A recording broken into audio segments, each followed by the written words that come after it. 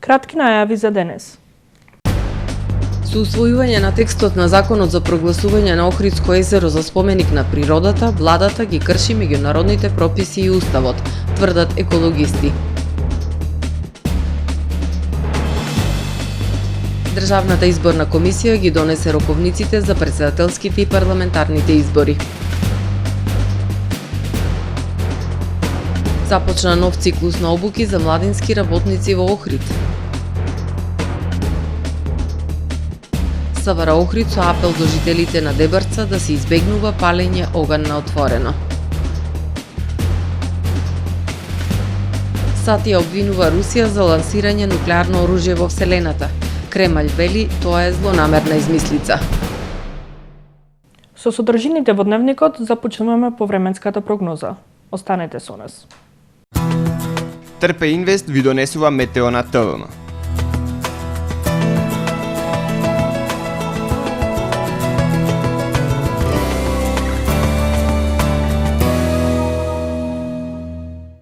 Во Охрид денес, по студеното утро, во текот на денот имавме сончево и топло време со максимална дневна температура од 9 степени Целзиусови.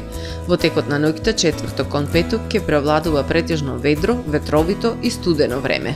Во петок во северозападна, северна и североисточна Европа умерено облачно и нестабилно време со врнежи од дожд и снег. Ќе биде ветровито и студено. Во крајните северни, североисточни и во источноевропската низина врнежи од снег. Во останатите предели од Европа ќе превладува претежно сончево време со локална облачност и релативно топло за овој период од годината. На Балканскиот полуостров утре ќе преовладува претежно сончево време со појава на локална облачност, ветровито и топло со дневни температури кои што се над повеќегодишниот просек за овој период од месец февруари. Максималните дневни температури ќе се движат во интервал од 9 до 16 степени. Во Македонија во петок по студеното утро и пат на утринските температури кои што ќе условат појава на умерен мраз, во текот на денот ќе превладува претежно сончево, ветровито и топло време со дневни температури кои што ќе бидат надпросечните за овој период. Во Македонија во петок по студеното утро и пат на утринските температури кои што ќе условат појава на умерен мраз, во текот на денот ќе превладува претежно сончево, ветровито и топло време со дневни температури кои што ќе бидат надпросечните за овој период од годината. Минималните температури ќе се движат во интервал од -8 до 0 степени, додека пак максималните дневни температури во Македонија утре ќе достигнат до 7, односно до 17 степени. Во Охрид во петок по студеното утро и температура од -3 степени. Во текот на денот ќе превладува претежно сончево, ветровито и топло време. Максималната дневна температура ќе достигне 11 степени. Во Охрид во сабота по студеното утро и температура од -2 степени. Во текот на денот ќе превладува сончево и топло време со дневна температура до 12 степени. Во недела претежно сончево време со појава на локална облачност и топло со дневна температура до 13 степени.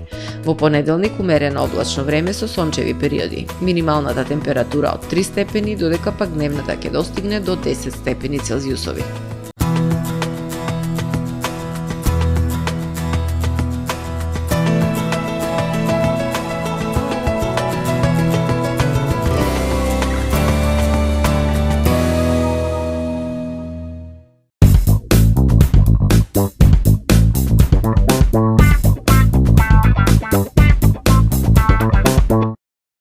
Тамаро е 25 години охридски водечки лидер и препознатлив бренд. Обуките од менаџерскиот тим се доказ за максимална посветеност кон вработените. Тамаро Холдингот се грижи за организацијата и на време пренесените информации кои отсликуваат тимската работа. Секој успех на вработениот е успех и на компанијата. Маркетите располагаат со производи со висок квалитет од секакви брендови по одлични цени.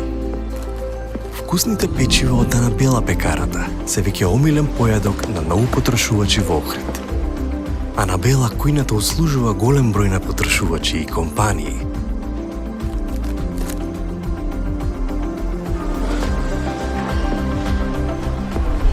Рибарата е секогаш снабдена со најразлични видови на риба и морски плодови. А месарниците располагаат со свежо месо и месни производи во секое време. Уживајте во својот охридски домаќин. Тамаро, повеќе од маркет. Професионален сервис за хемиско чистење на облека Хембој, повеќе од 50 години со вас. Единствени во регионов работиме со dry cleaning или суво чистење. Не дозволувајте импровизации со вашата деликатна облека. Хембој работи по сите европски сертификати и стандарди со најсовремени машини и методи за dry cleaning, она што го бара производителот на вашата облека за правилно одржување на истата. Вршиме услуги за водено перење на кебиња, постелнини, јоргани, наддушеци и прекривки. Традиција и квалитет повеќе од 50 години. Хемиско чистење Хембој.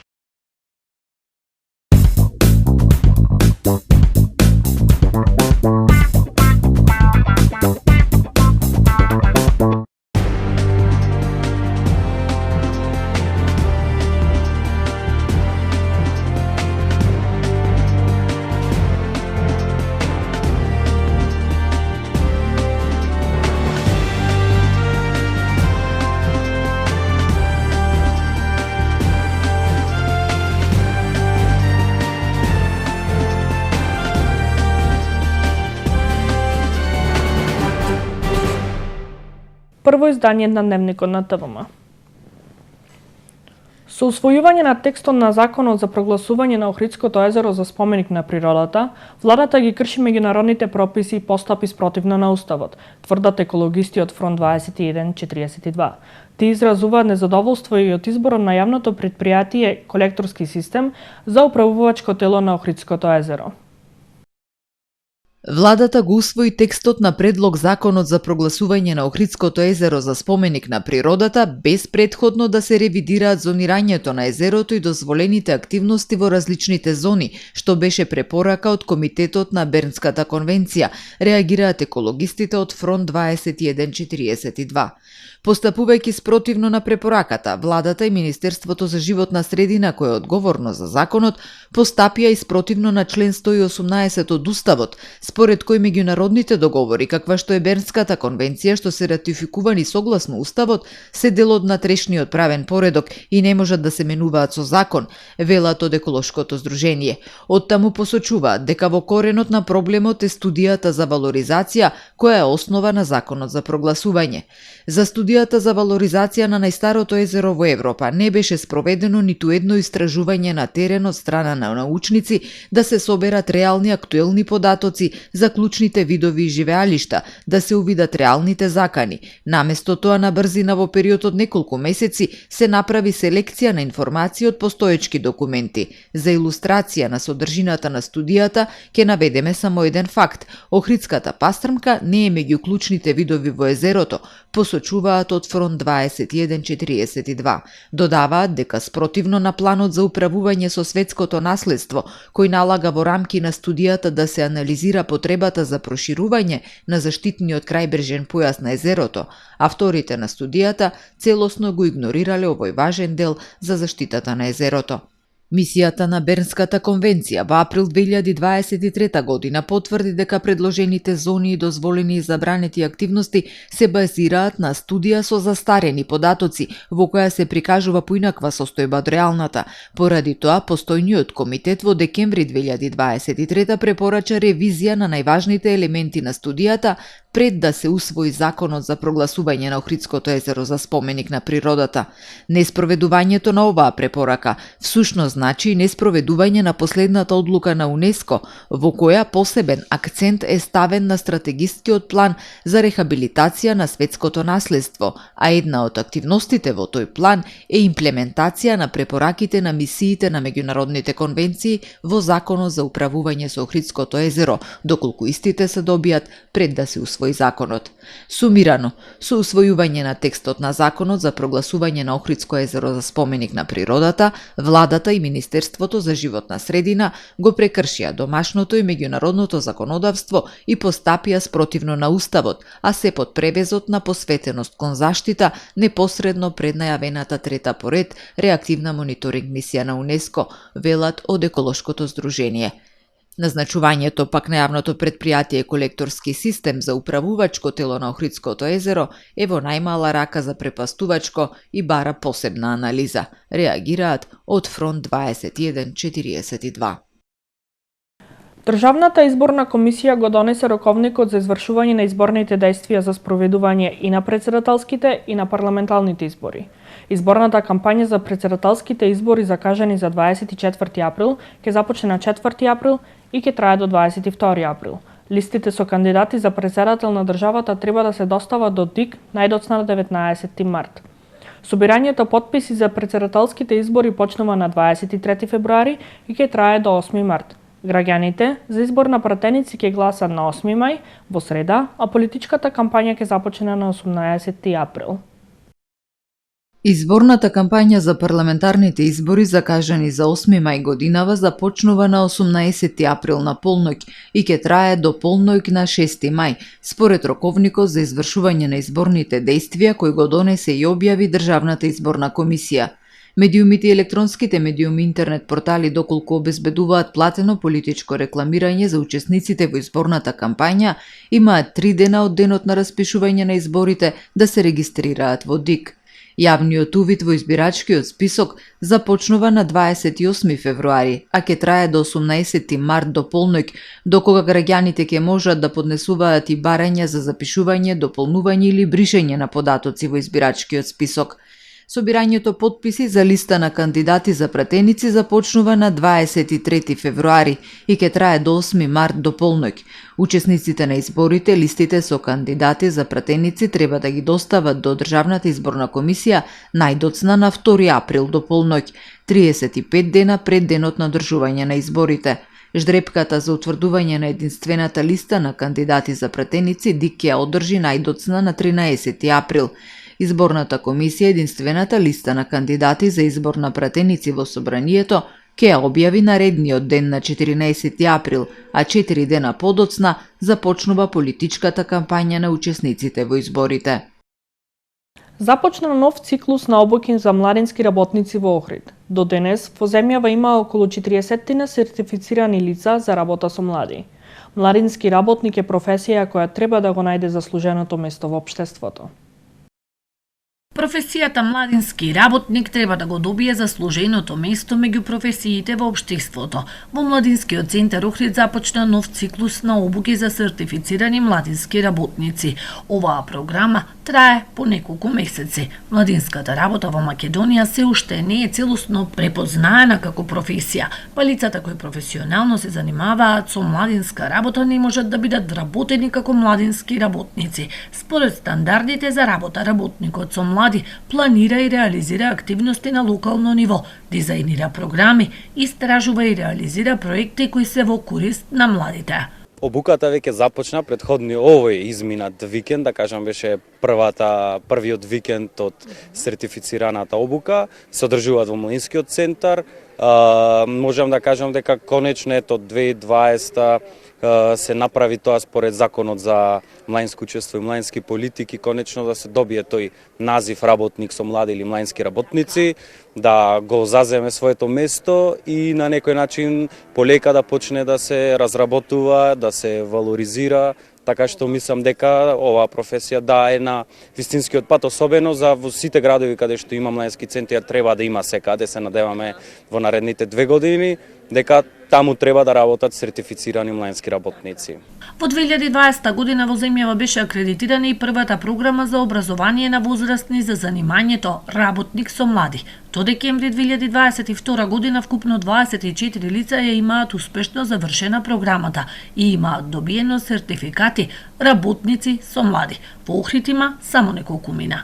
Заинтересираноста можам да кажам дека допрва треба да видиме, бидејќи се уште треба да се промовира што е тоа младинска работа, што се тоа по професија или занимање младински работници, кој може да биде тоа.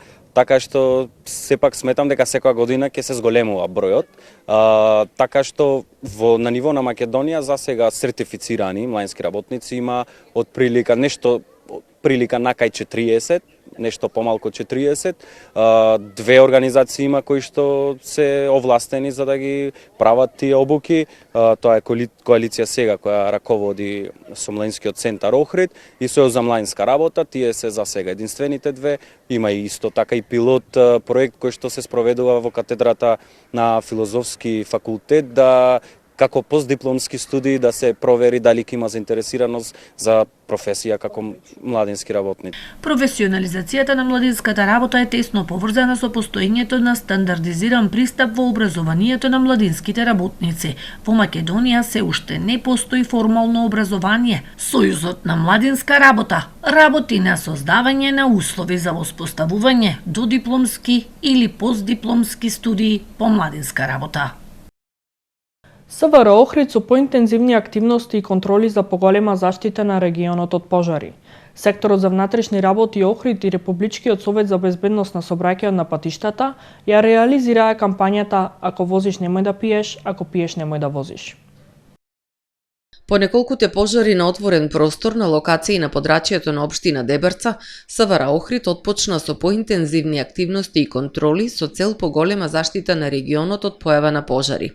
Воедно упатуваат апел до жителите на Дебрца да избегнуваат палење оган на отворено, на стрништа, плевел и отпадоци и подсетуваат дека предизвикувањето на шумски пожар, намерно или од невнимание, представува кривично дело кое се санкционира со соодветни поднесоци и за кое е предвидена и затворска казна до 8 години, член 227 од Кривичниот законник, зависно од видот на пожарот и другите околности и последици. Вчера, 14 февруари, СВР Охрид и Републичкиот совет за безбедност на сообраќајот на патиштата ја реализираа превентивно-едукативната сообраќајна кампања "Ако возиш, немој да пиеш, ако пиеш, немој да возиш". При тоа полициски службеници од одсекот за превенција на неколку локации во градот на возачите на моторни возила им поделија едукативни флаери со практични совети како подсетување за потребата од безбедно и внимателно управување со моторните возила и почитување на сообраќајната сигнализација. Утрово, во Охрид на 74 годишна возраст ненајдено почина еден од македонските пливачки шампиони Насте Јончески. Утрово на 74 годишна возраст ненадејно почина легендата на маратонското пливање, еден од македонските пливачки шампиони Насте Јончески. Јончески беше професионален маратонски пливач, вистинска спортска легенда на Охрид, кој некои медиуми своевремено го нарекоа езерскиот волк. Тој беше еден од врвните спортисти кои излегоа од школата на Леко Радиќ. Насте Јончески е роден на 2 март 1949 година во Подмолје. Љубовта кон пливањето се родила на негова 10-годишна возраст кога првпат присуствувал на Охридскиот пливачки маратон, пошто почнал да тренира во пливачкиот клуб Охридски бранови. Како член на Австралиската пливачка федерација во 70-тите години од минатиот век, учествувал на бројни светски надпревари. Учествувал во маратони во Јужна Африка, Канада, Австралија. Јончески во 1976 година ја препливал патеката Свети Наум Струга Охрид во должина од 48 километри. Во пливачката кариера добил многу награди и признанија, меѓу кои од Македонската пливачка федерација и од општина Охрид во 2022 година за заслуги и придонес во организацијата на Охридскиот пливачки маратон.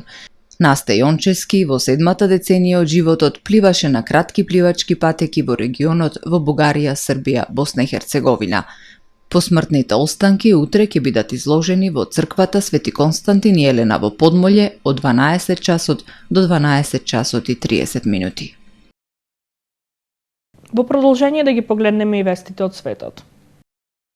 Едно лице загинало, а 21 се повредени од огнено оружје во напад во Мисури на крајот од победничката парада на Канзас Сити Чифс, кои го освоија во годинешниот Супербол.